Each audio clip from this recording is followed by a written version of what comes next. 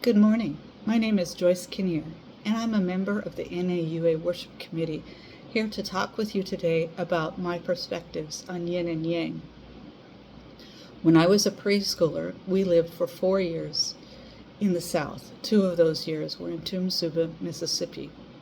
This was in the period 1969 to 1971, when the Deep South was convulsed with issues of racism and protest to enhance the civil rights of people in the United States, particularly Black Americans. My parents to this day have many stories about the racism they saw as a young white couple from Northern California thrown into this stew. I really remember very little of what happened, other than what my parents told me, but some of those stories are pretty shocking about the racism and poverty that they saw in the rural South. One story is this. On June 21, 1964, 3 young men, civil rights activists James Chaney, Andrew Goodman, and Michael Schwerner, were murdered by local white members of the Ku Klux Klan in the small community of Longdale, Mississippi. These young men were kidnapped, shot, and buried in shallow graves for the crime of visiting a church in that town and trying to help other people. Their actions were so frightening to some people that these people felt the only way to avoid a future they did not like was to murder these men in cold blood. 5 years later, and about 45 miles away, my father and I drove our little rattle-trap car into the yard of a very poor rural Black family to sell them religious books. While I was ignorant of what had happened in the area around us and the continuing hatred and discrimination, my father certainly was not. What did it feel like to him to drive into the yard of that home? What did the family feel like when they looked out of the curtains and saw us coming toward their house? Was anyone afraid? I don't know, but I suspect they were. A preschool-aged me was blissfully unaware and excited to be on an outing with my dad. My father had taken a job selling religious books, moving my mom and 3 of us kids to one of the most rural parts of the Deep South, Suba, a few miles from the Alabama border. Our little single-wide trailer sat nestled in the middle of pine-covered hills. Everything around us was dyed a reddy mud-clay color. And it was a very quiet existence. At any time my dad took me on one of his routes to sell books, it was heaven for me. As we turned from that rural road onto the property next to a very old and weathered home, we noticed a powder blue Mercury glistening in the sun from its new wash and wax next to the house. My dad laughed, and he told me it was very important for certain poor people especially to have at least one lovely thing, and for these people it was clearly that car. The family was unbelievably kind to us. The ladies of the house fixed us the most colorful and tasty dish I had eaten to that point in my life. It was filled with the colors of summer, bright yellow corn, eye-popping sweet red tomatoes, and smooth okra. All of this abundance was served in the most flavorful sauce I could imagine, along with piping hot cornbread, fresh from the oven. It was the best food I had ever tasted, and the beginning of a love affair between me and flavorful dishes. After the meal, the men and my father retreated to the living room where the discussion over the religious books began. This talk lasted for a long time and seemed to include a fair amount of topics of politics, world history, religion. I don't know. They were serious conversations, but they included laughter. I really didn't notice their interaction very much. The young girl of the house and I had more important things to attend to. We sat together and played. First, we fixed our hair. She commented on how soft and fine the lanky straight tresses of my tangled mess were. She did not believe how difficult it was to braid these gossamer strands and then keep them together. We laughed together as each one wisped apart.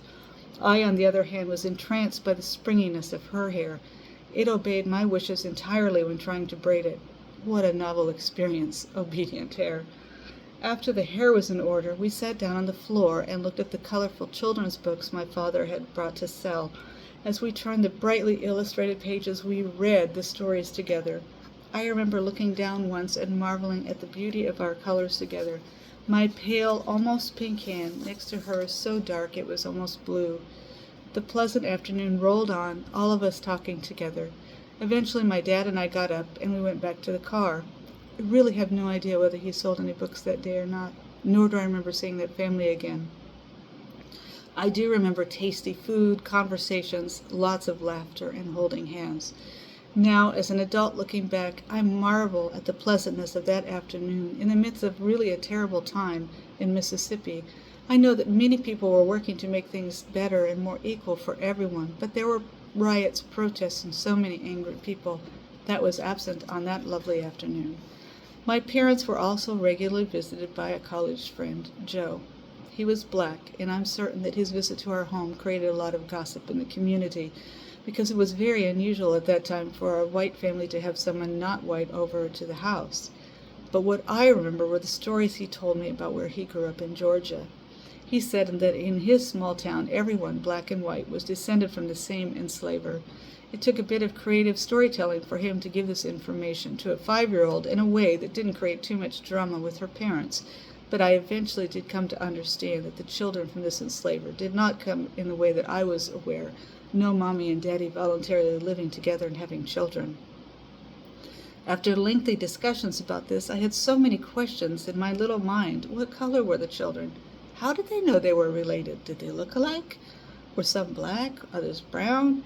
Did the people in the town he grew up get along because they were related? Or were they angry with each other because they had been forced to be related? I was very curious in the way that only a preschooler can be.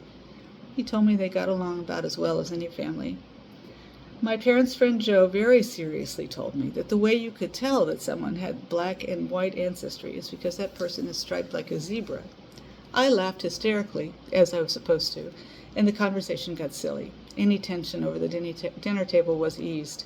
Looking back now, I believe that he did mean that story about people being striped like zebras is a way to have a serious conversation with a 5-year-old in a way that she could comprehend. But there was a lot of truth in what he said. People from different ethnic, racial, and cultural backgrounds can feel like zebras, all mixed up.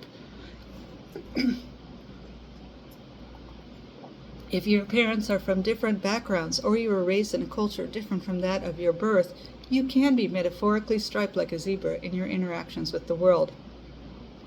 Being a part of more than one cultural group, you can also feel like an outsider in many times and situations. Even people like me, who descend from what is generally similar ethnic background, can feel culturally torn. I have lived and spent considerable parts of my life in different cultural areas of the United States, as well as Germany, Panama, and Mexico. In the past year, we have visited old haunts in Northern California, New Mexico, coastal mountain Mexico, and rural Panama.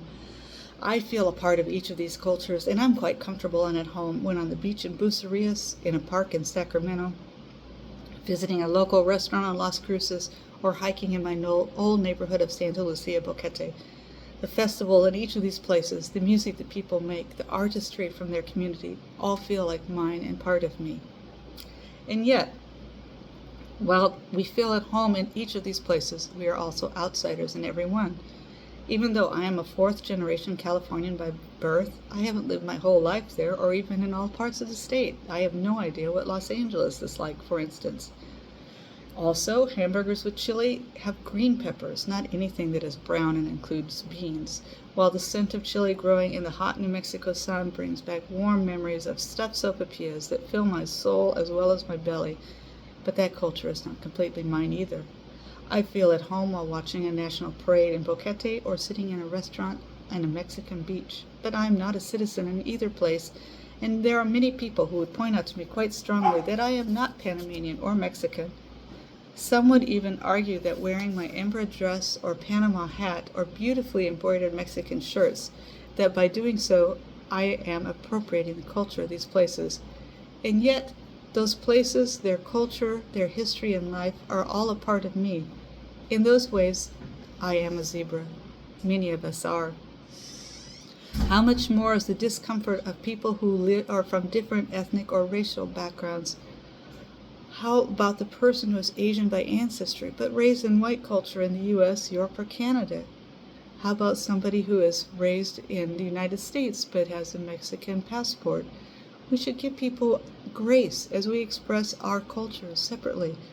We need to allow each person to be most comfortable and real of who that person is without being critical of that person for what kind of music they play or the art they create. I think that those who are quick to yell cultural appropriation in such cases are as racist as those who look down on other people who is from a different ethnic background, speaks a different language, is different color, or is born in a different country. It seems to me that we need to understand that we all have our own unique cultural backgrounds and ethnic homes. Many of us are zebras to one level or another, just as my parents' friend Joseph told me. We should try to get along about as well as any family did, as did his. We should also spend more time with people who have different backgrounds than ours. If more people have turned into the driveway of those who are different from them, as my dad did, would there have needed to be so many people to fight for freedom and the right to vote? If more of us practiced hospitality like that family did, we would be friends and not enemies on either side of the cultural divide. If people were hospitable and remembered each other fondly, would senseless beatings at Selma, Alabama, so close to where we lived at the time, have happened? If we were so friendly and treated each other with respect, would we be in the situation we are now in? Thank you. Have a blessed day.